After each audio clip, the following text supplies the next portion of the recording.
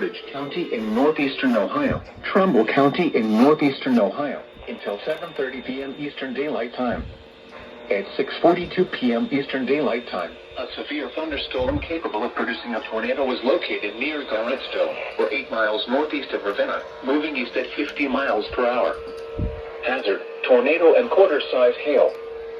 Source, radar indicated location. Impact, flying debris will be dangerous to those caught without shelter.